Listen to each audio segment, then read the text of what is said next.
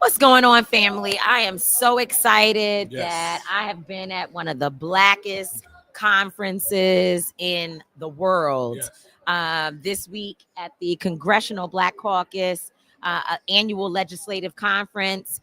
Now, I stopped coming to this conference for many years because, I protest everything all the time. And I stopped coming for a while because I felt like the last time that I was here, maybe 5 years ago, I just wasn't feeling it. I felt like folks were shucking and jiving a little bit. And I just was like, this is not the space for me.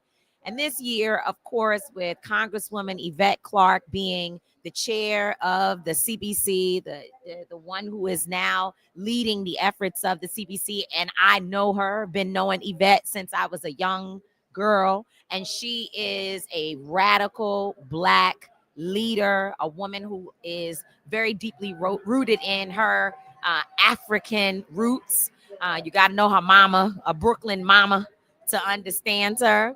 And I said, let me come back. Also, Black folks need to be everywhere Black folks are in this moment.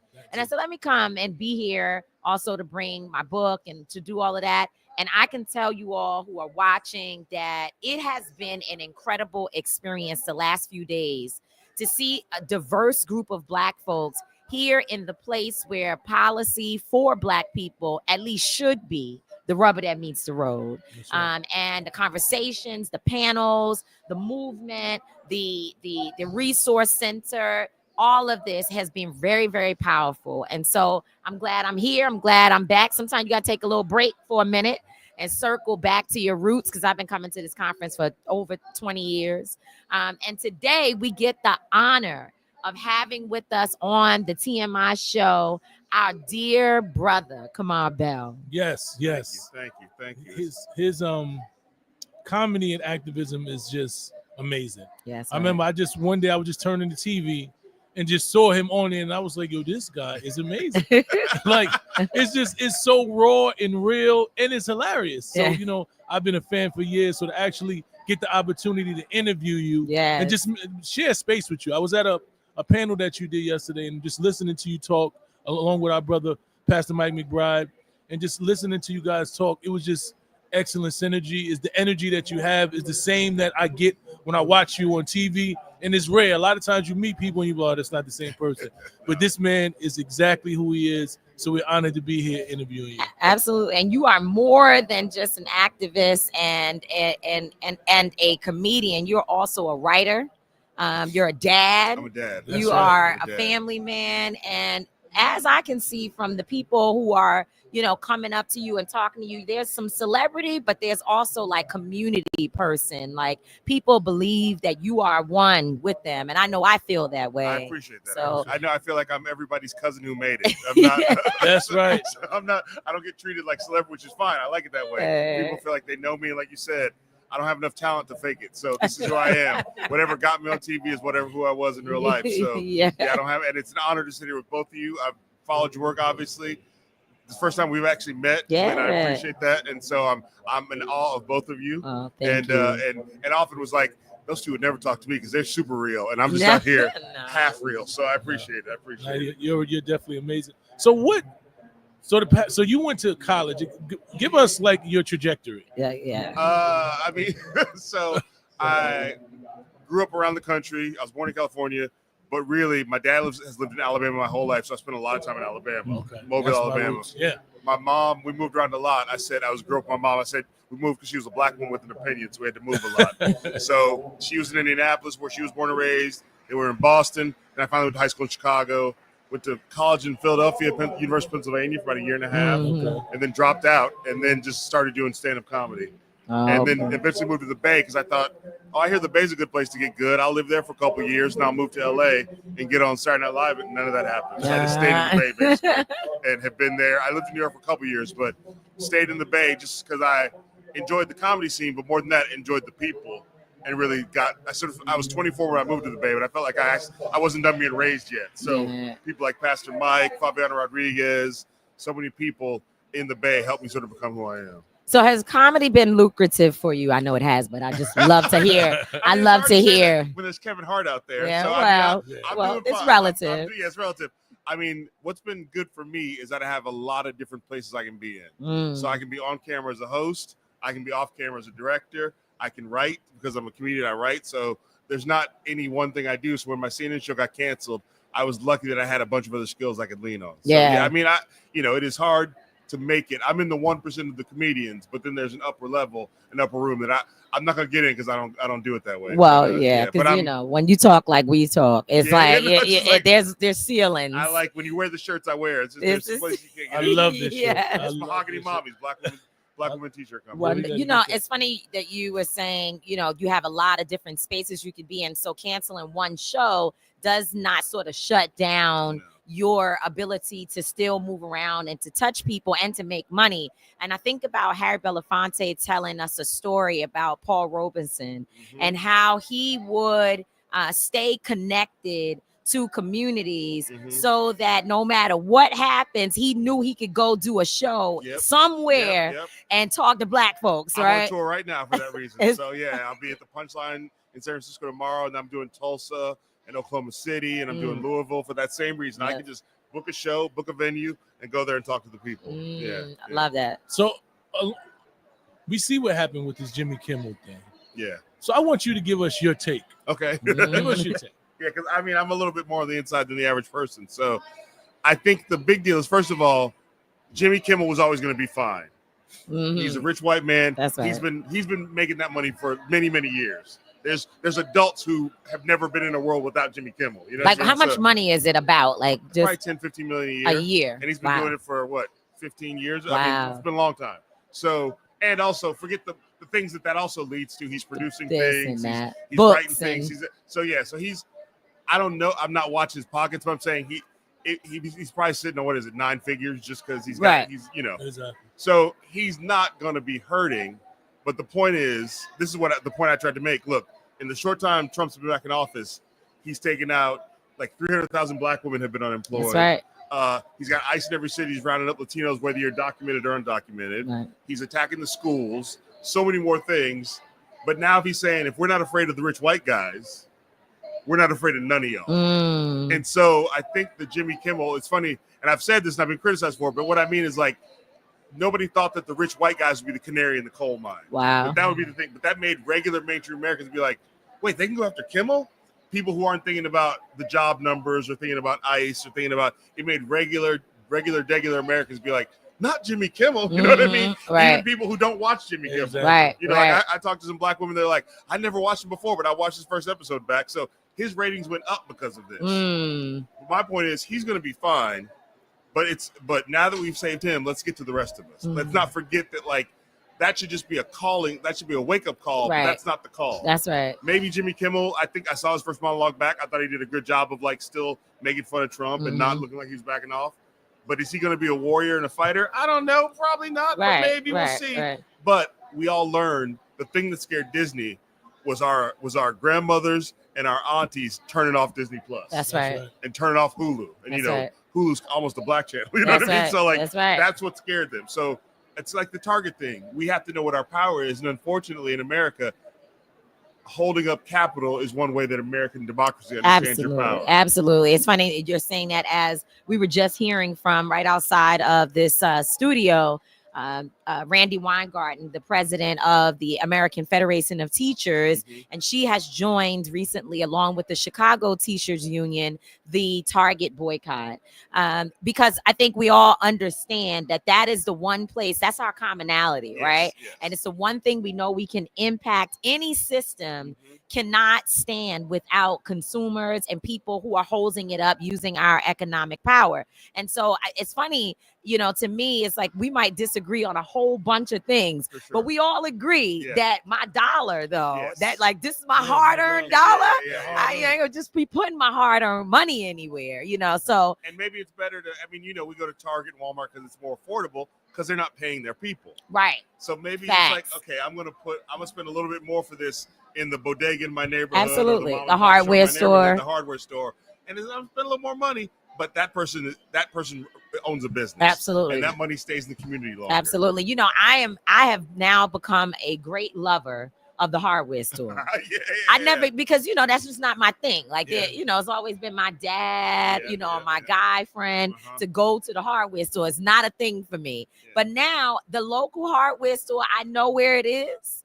I found the one that is owned by people who look like me. And I go in, and they got a lot of stuff, because they also have like a corner with maxi pads and like they got all some other sorts of little stuff. items on the side. So, and they'll tell you how to use it. Oh yeah, I mean, maybe not a maxi pad, but they'll tell you how to use it. You should know when you get to the hardware store how to use the maxi pad. But that's all. Like, you can ask them, like, this is my problem. Yeah, what do I do?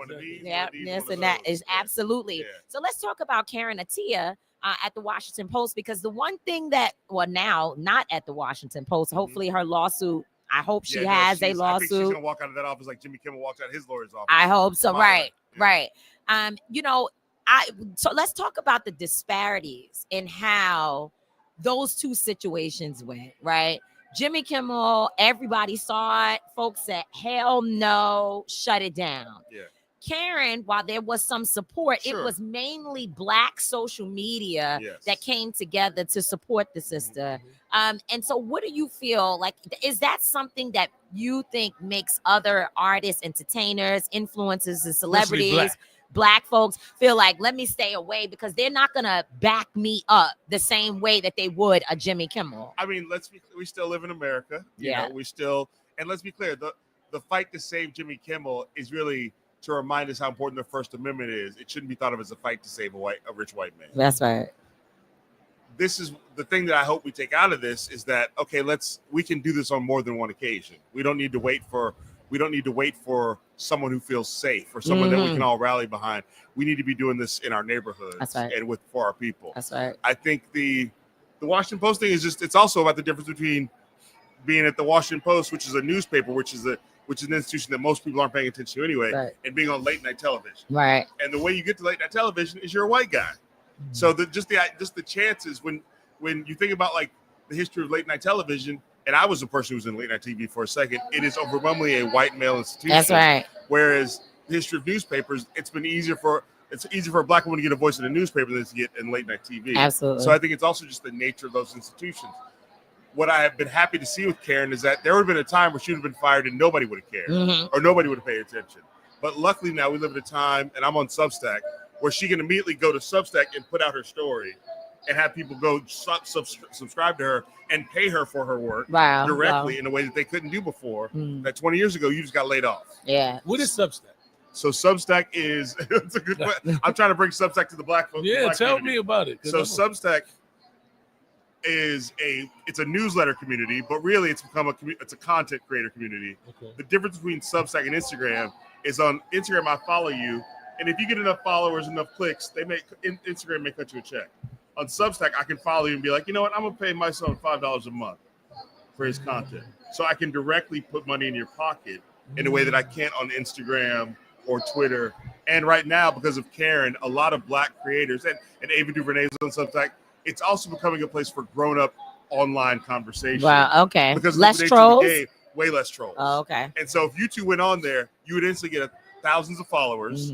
If you just, whatever content you put in other places, you put it up there. And it's a way to sort of like, you may have less followers there than you have on Instagram, but they will be more engaged. Wow, okay. And they will pay. And now it's independently owned. It hasn't been sold to any billionaires yet. It is not perfect. There's Nazis on there too, but it is easier to go, I'm going to just wall off the Nazis. Whereas on the internet, it's on Instagram and social media, you can't. Whereas with Substack, you'd be like, for example, my Substack, you can only comment on my posts if you're paying me. Oh. I need to go find out how to work Substack. Like, if you want to talk to me, that's fine, but I need $5. You know what I mean? And if you don't want to talk to me, you can talk about me over there, but I'm not going to hear about it as much. So it is not perfect. There's definitely Nazis on Substack, but people sometimes say, why are you on Substack? There's Nazis. I'm like, I'm in America where there's Nazis. Oh, my. Tell me where I go to escape the Nazis in America. Yeah. So it is an online community for creators. Like I said, it's got a lot of people of all levels on there. And you don't have to do anything new. Like I write every week. So like the article I wrote recently that just came out yesterday was, now that we saved Jimmy Kimmel, let's save the rest of us. I wrote one a couple weeks ago about Mark Zuckerberg. I said Mark Zuckerberg's neighbors hate him more than you do, because you know about the Mark Zuckerberg thing? No. He lives in a kind of a regular neighborhood in Palo Alto, and he's bought up 11 houses around his Oh house. man. So he's basically taking a neighborhood that was a nice neighborhood and turned it into his compound. And so now people live in that neighborhood who like can't park on their street because he's having a Facebook event. Wow. So I was like, his neighbors hate him more than the rest of us do.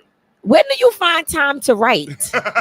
I mean, you're always on a plane and a thing. Well, and you know, I don't sleep that much. That's I mean, I need to sleep more. That's we why I do. look tired. We do. We do. It's not hard. It's hard to find time, but I feel compelled to do it because it's also for me. Mm-hmm. Like, Okay, getting that's that how out I feel about makes me writing. feel better. Yeah, that's how And I I feel. also, because I'm a stand-up comedian, I'm used to writing quickly and topically. It's like when this Jimmy Kimmel story breaks, my brain just starts working, and the writing's really, let me just get this out of my head. Get it out. down Okay, here. that's So how I am. So it's a way to like, and you know, I'm not. These aren't things that will stand the test of time, but they will help. They keep me informed. They force me because when I'm looking about Jimmy Kimmel, I suddenly start thinking about other things like, well, where does that phrase "canary in a coal mine" come from? So I Google that. I find a video. I put it in the Substack. I started thinking about people keep telling me to be safe. I started thinking about safety. And I read about this woman, Alberta Odell Jones. You know, this is a story I just found out. She's a black woman. One of the first black lawyers in Kentucky. She's from Louisville, Kentucky.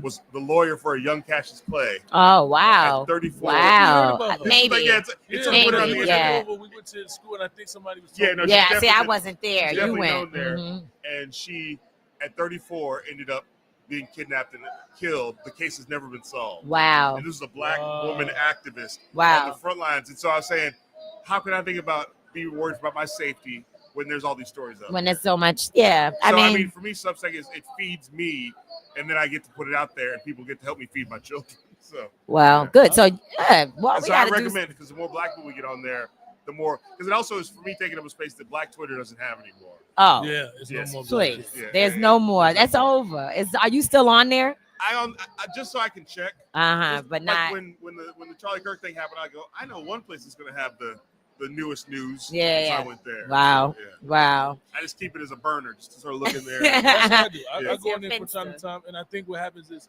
a lot of my Instagram posts automatically go there. I don't know if I set it to do that, Yeah. so I'd be seeing responses from it, but for the most part, I don't go. It's a nightmare. That's why it's not and safe. that's the thing. Now they're calling it Black Stack. It's like the Black creators of Substack. So it's another space where we can be in the mainstream conversation, but also have our own conversations, but also in this capitalistic system get paid. Tell me, where did you think your courage to allow your comedy to also include activism? Where did that come from? Because a lot of people, they want to make that money. They are not going to cross the line and start talking not just about issues. You have a lot of people who are entertainers that talk about like black issues, but they don't talk about black issues. They don't get to mass incarceration. No, on calling out white folks and wearing 34 felonies or not presidential sweatshirts. It's funny. So two things. One, living in the Bay, I was surrounded by actual activists. So anytime I was like, am I going too far? I'm watching people I know block the Golden Gate Bridge or block the Bay Bridge. I'm like, nah. I'm not going to how am I going to be like, I don't know if this is too far to wear this shirt. Yeah. But I got like Cat Brooks. Cat Brooks. The Anti-Police Terror Project out there on the Bay Bridge, stopping traffic. How can I be like, I think being in the Bay, I got to see what real, being friends with Erica Huggins, Black Panther, having her tell me, I had told her a story one time about my kid having a problem at school, and she pulled me aside. If your child needs me to show up, I will show up. And you just feel like when I'm surrounded by all this actual activism and love and realness, what am I doing if I'm afraid to post something on Instagram? Yeah. And another thing I say is anytime I get afraid to do something, the ghost of Harriet Tubman shows up like, what are you afraid of? Are you afraid of, people canceling you? So I really do keep a lot of perspective, and I know that this is how my mom raised me. Wow. Not that sometimes she was like, you don't have to do all this, but I'm like, you did it. You did it. I think of it as like the black baton. Like every generation of black folks, we have to pass the baton down to the next generation, and the goal is that the baton is lighter. That has been true, I would say, through every generation. The moment from enslavement throughout, we got a little bit more. I think we're in danger of having the first generation where I give it to my 3 daughters. I'm like, I'm sorry it's so heavy. But, so I think that's what keeps me with my 3 daughters at home. I live with my 88-year-old mom and my 3 daughters. And between all of them, and my wife is there too. But I just sort of feel like I have to do this because my mom did it. and as an example to these three girls. So Three I mean, girls. I wish I didn't care so much. Oh, we say that all the time. I wish I wasn't so sensitive. I just walk away. Sometimes I'm like, let me get one of those jobs, like the good jobs, pay me a nice amount of money, let me travel around. Let me get a toothpaste commercial. Let me get a Doritos. Let me just go to sleep. Let me just go to sleep. I just want to rest. And not know that all this stuff is and plus, happening. I look at you all, and so I feel like y'all are doing more than me, so I can't complain about what I'm doing. We're all doing in our different respective What areas. you do is so important, man. We just want to say that we appreciate what you do. I thank you. You know, it's invigorating just to watch somebody who has the level of consciousness that you have, the level of funniness that you have, with the level of just accountability to Black people. And that's, you don't really find that. A lot of people who have the level of intelligence, they scared. You know what I'm saying? Well, you know what happens? Because if you start to get into those rooms where those white people are, it's not that you aren't Black anymore, and I'm not trying to talk about you particularly, but you start to have more in common economically with them, and you start to be around them more than you're around the people from wherever. Yeah. And you start to think, well, I can't say this about Israel because these people around me don't say that, and I got a thing we're working on in the future. Absolutely. Whereas I live in Oakland. You know, like, absolutely. Like in Oakland. Yes. Not around. So I'm walking down the street, and and Ryan Coogler's still in Oakland. Right. And, and I'm Black, and so I'm at the farmer's market, and people are coming up to me. So just by the sake of I want to still live here and be able to leave my house. And keep my head up. Yeah. So I got to do this stuff. Well, before you go, Pastor Mike McBride, we didn't get a chance to talk about that. I mean, he's such an influence, a great influence in my life. I know my son the same. This is one of the most authentic leaders in the world. Pastor McBride is so real, and he feels so much, so deeply for the community and for his people. Like, he is ready to go to war about his people, and not afraid. And we love him so much and try to protect him all that we can. Talk about his influence in your life as a closing piece here. What does he mean to you? It is his birthday as well. That's it. Yeah, his birthday. No, it's in the next couple of days. So when I moved back to the Bay, I was in New York for 2 years working on a TV show called Totally Biased. As soon as the show got canceled, we moved back. So we moved back to the Bay. My wife was pregnant, and had started a podcast called Politically Reactive. And so at one point during Ferguson, I was like, "Is there somebody I can talk to?" I was in one of those. You were probably in this group, activist email chat group, probably. Something. And I was like, "Is there somebody here who can talk about Ferguson?" And I think Rosa Clemente was like, Pastor Mike. And so he just showed up at this podcast recording. He didn't ask what, who, when, why, who are you? He just showed up. And from that point forward, I was like, this, and he lived in the Bay, his church was on the corner of my house. I have been as tied to him as I can be since then. That's right. And I feel like it's the least I can do. If he wants to collaborative post me in the thing for Live Free that is calling the Israel's war Gaza genocide, and I'm like, all right, I'm in. You know what I mean? And sometimes I was like, man, you got me in a lot of trouble. He's like, and then one time he posted something and didn't collaborate. I was like, no, I need it. It's the least I can do. So he is my moral compass. He's my friend. He's my ride along, and he is. And I feel like all I can do is hope my light is bright enough that it makes your work easier and makes your load. He loves you. He loves you. He's why I'm here right now. That's right. He was like, I need you to come to CBC. Yeah. I was like, well, I don't know. It's between. I got a couple things. I need. Okay. And plus, my wife knows him too. I was like, Pastor Mike. She's like, all right. That's my one friend she's not worried about. She's home with the three girls doing what we do as Black women with our husbands and our partners out there. She's not a Black woman. Oh, she's not a Black woman. No, okay. I didn't want the internet to get mad at me for not saying. Well, but guess what? She can come to the cookout. No, she can come to the cookout. She definitely does know how to be at the cookout. But That's all right. Mama is home taking care of business. But thank you so much, Kamar Bell, for being with us today on the TMI show. We appreciate you. We love you. We pray the blood of Jesus over your life, that you be safe everywhere you go. That's right. What size you need? Large. Okay. You ready to get him one? I'm ready, so he can wear it and get me in trouble. Pastor Mike's got your information, right? I'll make sure I give you my information before I leave. Please. Yeah. All right. I'll let you go. Thank you. Appreciate you. Thank you. Let me come on over here and adjust myself to get cozier. Yes. All right. Thank you. Look, we still have a few minutes to talk. Yes, we got about 5 minutes. We still have a few minutes to talk about what has been happening. So what's been the highlight of your experience here at the Congressional Black Caucus? ALC, which is the annual legislative conference. So this is not just any old conference.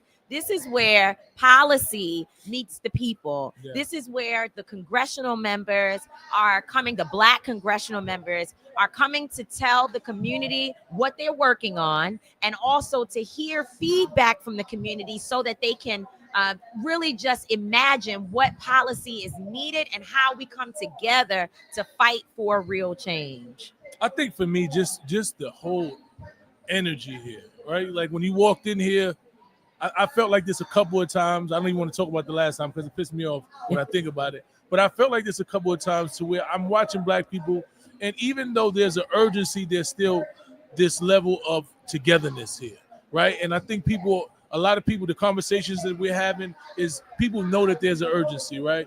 So there are rooms where those urgency conversations are happening, but there's also Black unity, there's Black love, there's Black joy. It's a combination of all of those things. So it's so many different things. Just watching how, you are selling your books here at your booth, and watching people come there and just acknowledge the work that you've done and what you've meant to this movement. Just seeing people come and purchase that book, and just seeing we just seen our brother Ben Crump come here. Like, we seeing so many different people. Congresswoman Yvette Clarke, just her energy.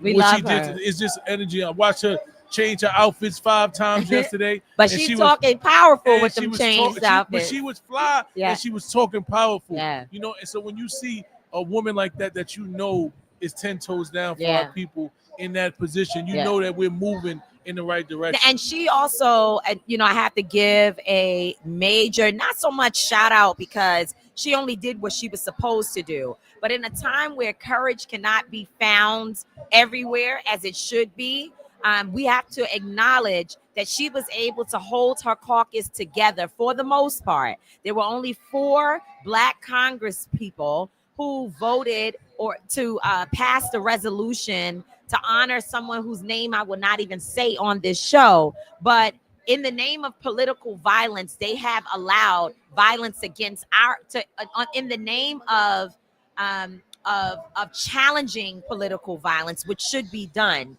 They have allowed violence against Black people and Black women to be buried in this new resolution. And she was able to hold her caucus together again, primarily to get folks to vote no, not present, which means that they get to kind of play the game that, well, I'm here, but I have some issues. No, these Black folks said no, they rejected it. I have no idea why Hakeem Jeffries and Congressman Greg Meeks would dare. The other 2, I don't really know them that well, but I have no idea why 2 people from New York, one from Queens, one from Brooklyn, would dare to sign a resolution to put their name on a historic document that will go until the end of time, celebrating a man who was disrespectful and, in fact, as I said, in my judgment, violent towards our community with his words.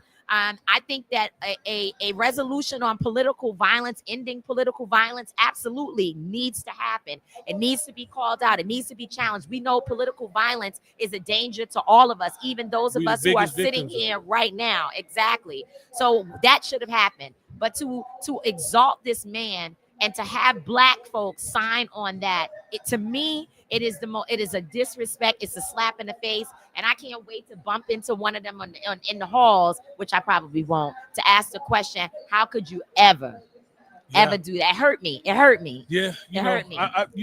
I'm not so surprised anymore. Like, I've been hurt so many times by people, and it's sad because we're losing the energy of our youth. Our youth are looking and saying that you people are not courageous. So I don't know how you look in your own child's face after you made a resolution like that. I don't know how you look into your wife's face. I don't understand how you do that and not feel like a coward. But that's just me, and we don't understand that because we don't come from that cloth, like I tell you the other day. But you know what?